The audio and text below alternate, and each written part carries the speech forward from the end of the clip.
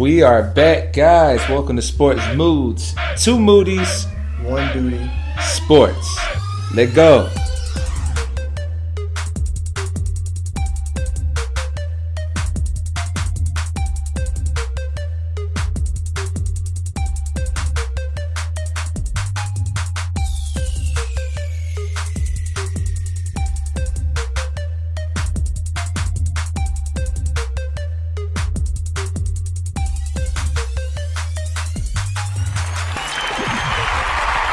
What is going on, world? We are back again. I am C-Mo. This is D-Mo. We are Sports Moods. We're here to give you everything in sports, anywhere from WWE, college football, the upcoming NFL season, and a little bit of some side things with the U.S. Open going on, and even a little bit of baseball. But we're going to kick this thing off with WWE Raw this past Monday. Demo, what's the first thing you got? So, as Raw opened up this week, we saw John Cena versus Jason Jordan. So we're definitely going to talk about that a little bit. Then we'll get into the women's side of things with the supposed rematch between Alexa Bliss and Sasha Banks, but we learned by the end of the night that kind of changed a little bit, so we'll kind of get into that for those who missed that. And then we're going to hit up with Jeff Hardy versus The Miz in the IC title match and how that went. And then the main event of Raw was the man... What do they call him? The monster among men. Yeah, that's what they call him. The monster among men, Braun Strowman, who's been on the roll as of late, taking on the world's largest athlete versus the Big Show in a steel cage. Now, we know the last time these two got together, they broke the ring. They broke the whole ring. So, what are these two going to do to each other inside of the cage? So, that's how we're going to start things off for Monday Night Raw. Man, that first match, I'm going to be honest, the Cena-Jason Jordan match, I didn't care. I just didn't care. I felt like that was just kind of a plug to keep. Telling me that put you in a... I'm going to be honest, man, it put me in a bad mood. Okay. It did the same for me, too. That's a double take. Yeah, man. But the key part about it was to do another promo between Roman Reigns and John Cena, which I felt like really this whole storyline is to kind of push Roman Reigns to work on his actual promo skills.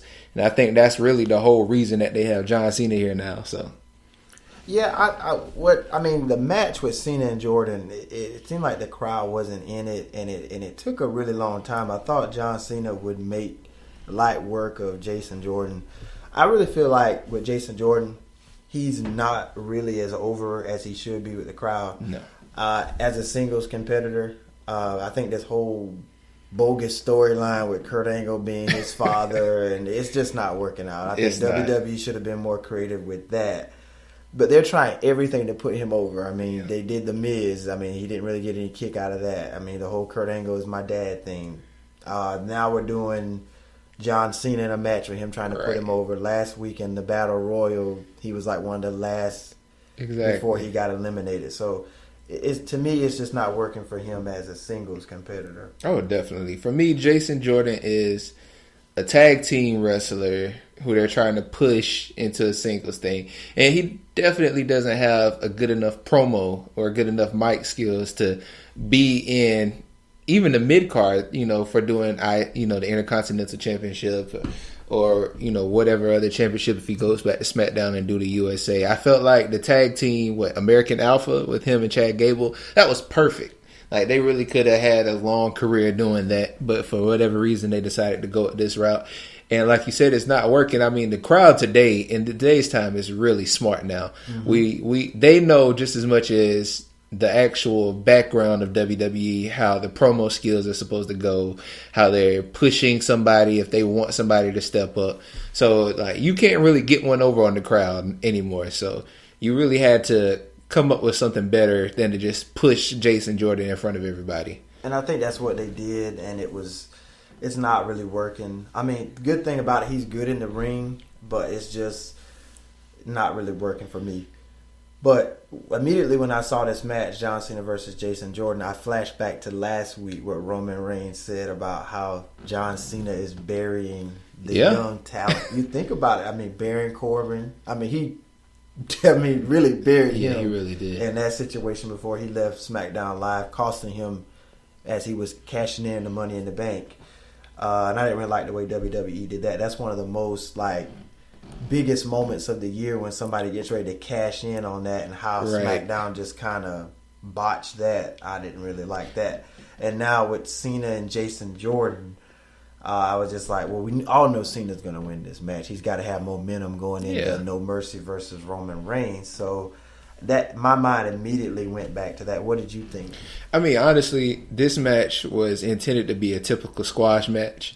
But because of the storyline that they're trying to push on Jason Jordan, I felt like that was one of the things to show that the kid got spunked. Because I know before they showed it, they did like a flashback to John Cena coming up to Kurt Angle when he first got in here. So maybe they felt like they would give the crowd more of a, well, we should respect him as being an up-and-coming wrestler, and his aggressiveness against John Cena will get over. And it didn't work. I mean, nobody cared about this match at all. And like you said, I didn't think about that. It could be a burying of Jason Jordan. Like you said, whether they, Cena admits it or not, of course, going to storylines, like he does bury a lot of people if they're not good enough. So we'll see in the upcoming weeks, are they even still going to go with this angle? Because I actually heard that they're going to try to turn the story to keep him relevant by saying that, which I heard this by Wrestle Talk on TV, on YouTube, that it was like the possibility is that they will say that Jason Jordan comes out to say that he lied to get on the Raw. He lied to Kurt Angle about being his son and make him a heel, like turn him heel. And maybe that might work. But I really don't know. Jason Jordan just isn't working. I like the typical wrestling physique. I think he looks the part. He can wrestle. But it's just, his character is just blah. And then my thing is too with John Cena, with the new up and coming stars, we have seen John Cena put people over like Kevin Owens, AJ Styles, people like that, The Miz. So I mean, but the thing about John Cena, a lot of people get on him. I mean, he calls himself an all-timer. He feels like I can be on any brand, I could be on any show and make you watch. But by him being a part-timer, one thing I love about him, as opposed to like a Brock Lesnar or whoever just pops up every now and again, like Undertaker comes around WrestleMania season. The thing about John Cena is he is in storylines. He wrestles every week on every show when he comes there. And that's one thing I can give him props for, because when we see Brock Lesnar, he might get in a confrontation with somebody, but we know he ain't going to be in the main event on Raw. Undertaker's not going to fight on Raw. And I know you have those superstars that are just, just by them appearing is big enough than them having a match. But that, I give Cena props for that. Definitely. But I do think the more important part to me, of course, was the Reigns and Cena thing, which I honestly felt like Reigns might have broke script, because he was trying to entice John Cena to fight him. Now he was like, let's not wait. And John Cena had kind of like a look like he didn't do something right. Now, maybe it could have been that he didn't like the promo that Reigns pushed, but I felt like it might have been genuine to say that, well, let's actually do it. And Cena was like, that's not what we're supposed to do. So I really like that part. So I do feel like he might have broken script for it. I like some of the things. I think this week was much better for Roman Reigns on the mic than last week. Yeah. Some of the things I took down that he said was, okay, he comes out after the match. He's like, if you are what you say you are, why does it take a 16-time world champion, over 20 minutes to beat a rookie? Yeah. And then he's like, last week you said, hey, I'm as strong and as fast as I ever been. Or either you lied and you're stringing opponents along, to make them feel like, hey, I'm going to, I have an opportunity to beat John Cena. And then in the end, you rob them of that opportunity. And or it could be that you lied about what you said. Maybe you are not as fast as you say you are. Maybe you're not as good as you used to be, type thing. And then, and then he threw the little fake ass yeah. thing back out there again. I think that's really what's keeping his promo relevant is when he goes to cuss. That's his go-to. Because that's all he really has. But I thought this week was, he's a little bit better on the mic questioning Cena. And then it took a weird twist. I don't know if you felt some kind of way. I don't know if this is a good mood or bad mood for me. It put me in a weird mood because he was like, well, first off, you come out here with your zipper open, and then Roman Reigns is like, he's like, I busted it because I'm the big dog. And I'm like, and Cena was like, I was trying to see if you had balls, but you ain't got none. And then Reigns is like, you would be looking at that, John. Right. I'm like, is this scripted or are you guys just breaking script and just doing your own little thing? But I totally forgot about that. In a weird space for like that deserves that because I forgot about that moment. But yeah, that was totally awkward. I was like, okay, what are we doing here? Why are we talking about this man's zipper and I don't know. But that was weird for me. Yeah, definitely. That's the only issue I had with that part of it. And the thing is, you notice when Roman Reigns goes to his go-to, FAB is what I'm going to say. Yeah. There's no censorship. So you think they're doing that to try to make it more real? Possibly. Because like you said, if it was a promo, after a certain amount of cuss words, you do hear him blank it out. Mm-hmm. And so far, they haven't done that at all with him. And I'm sure by the time you get to Punk and the A word, what's coming next.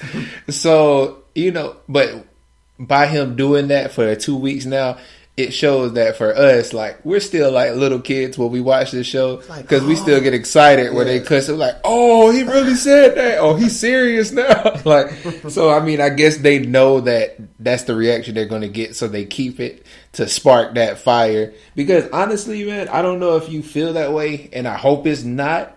But like you say, considering John's reputation for burying people, maybe this might be a last heavyweight push for Roman Reigns. And this could be, to try to get Roman Reigns over because, now you look at John Cena's trying to help him get over. Right. The Undertaker really didn't elevate him, even though they remind us every week that he beat the Undertaker. Well, the first time he didn't say it this week. Yeah. That's true. He didn't say it this week. You hear it so much that you're just accustomed to that. Right. They're going to say it. So, and then you got... I think they used Samoa Joe for a little while to try to get him over. Roman Reigns has had a lot of big opponents, Triple H, Brock Lesnar, a lot of the big name people to try to get him over. And I just feel like he should be so much further along than what definitely he is. And I think what John Cena brings up a good point is just kind of like Roman Reigns is protected.